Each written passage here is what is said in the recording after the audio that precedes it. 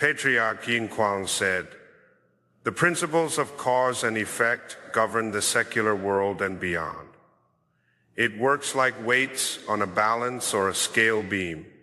All phenomena in the universe and human life are subject to the principles of cause and effect. Depending on the result we want to achieve, we need to cultivate the corresponding causes and conditions. With the right causes and conditions, the results will be inevitable.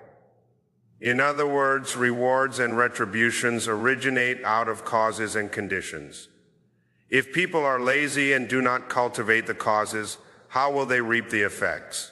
Hard work and diligence are prerequisites to experience results. Those with wholesome roots, blessings, and virtues work hard at doing good deeds. Likewise, those burdened by negative karma are very diligent in unwholesome karmic activities. Otherwise, how would there be 18 divisions of hells? Anyone who is mindful of the principles of cause and effect in all interactions in life will surely reap the effects according to the causes he or she creates. Once again, the effect is fully dictated by the cause and corresponding conditions. Even if we have wholesome causes and conditions that enable us to be reborn as human beings, or even as heavenly beings, we are still subject to endless suffering in the cycle of transmigration. In the 6 paths, it is pitiable that sentient beings are unable to return the light and reflect within. In our confusion and lack of wisdom, how can we successfully observe the reality of things? Everyone here has virtuous roots after all. There are 2 kinds of virtuous roots. One is our inherent goodness, or our conscience. Another is a result of accumulation, or accrued goodness through cultivation of wholesome causes and conditions. However, inherent virtuous roots require positive conditions in order to mature. In other words, without positive contributing factors, inherent virtuous roots will not blossom and bear fruit. Therefore, we need to work on cultivating the contributing factors only when the causes contributing conditions and timing are adequate will there be results. Nothing will be produced if the causes are present, but the conditions are not.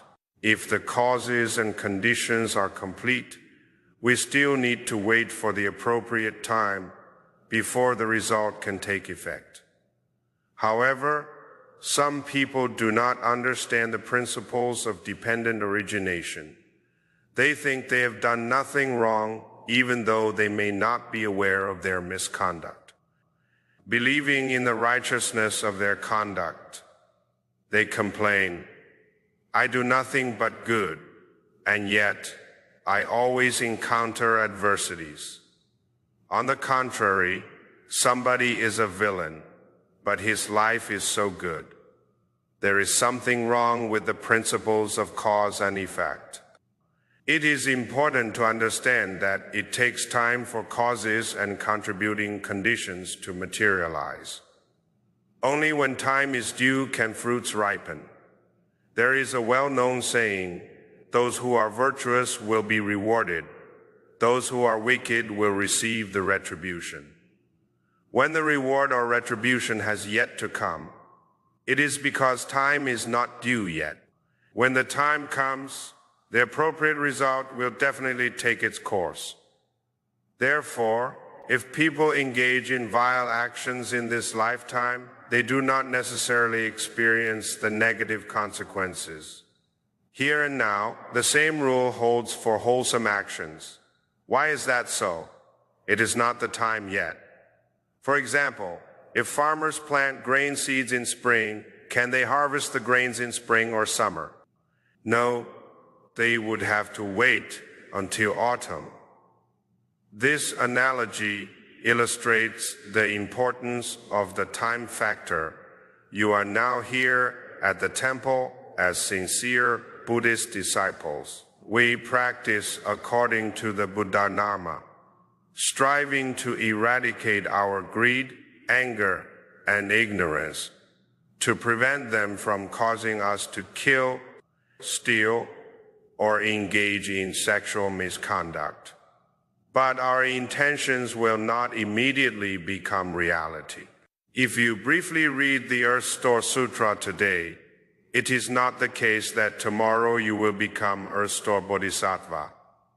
Today, if the conditions are favorable for you to recite the Earth Store Sutra, then the recitation will go well accordingly. Adequate conditions and causes will surely herald the corresponding karmic effects in the future. What do we mean by cause? It is like a seed before germination. If the seed is stored in a granary, even if it stays there for tens of thousands of years, it will never grow into a plant. The seed requires favorable conditions such as good soil, moisture, and sunlight, as well as air. The soil ought to be fertile too. A single cause requires the help of many conditions in order for its effects to come to fruition. When the time comes and all the necessary conditions are present, there will certainly be an effect. What kind of effect? It depends entirely on the wholesome and unwholesome causes that we create, which yield the effects of suffering and happiness. If the time has yet to come, there might not be an effect.